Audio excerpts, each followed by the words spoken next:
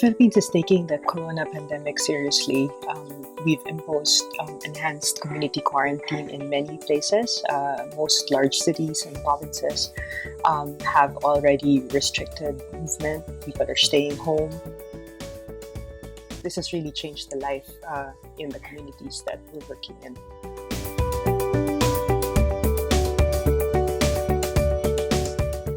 Our fishers, while they're allowed to fish because they're considered providers of essential services, they're having trouble selling their goods or getting them to market, or at the very least getting the same kinds of prices that they used to get pre-quarantine.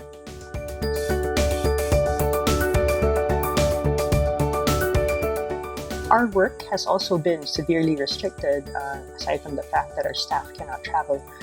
Even our partners cannot continue much of the work that they're doing, mainly because of the restrictions on gatherings. So they can't hold meetings. A lot of the consultations or workshops have had to be cancelled. Even savings clubs meetings are not allowed. So far, what we've been able to do is really just kind of capture what's going on in the communities and bring them to the attention of the national government. So, for example, the news around the difficulty in them getting to market and being stopped at checkpoints along the way. These are reports that we've collated and submitted. And the government has really pledged to take action on these kinds of restrictions.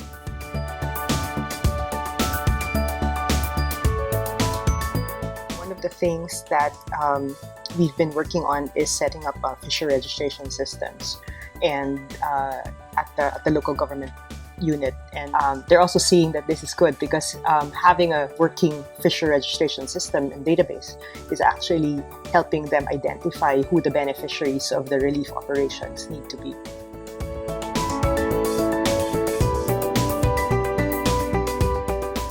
This crisis has really brought home the importance of the work that we do with local governments and with communities. The staff that we train from the local government offices are actually leaders, and many of them have actually been pulled to the forefront of organizing efforts and taking action in their communities. At the same time, we see great stories of how, let's say, savings clubs have decided to release some of their funds from what they call their social protection fund, and they're using that money to buy rice, for example, for their members or for others in need in their communities.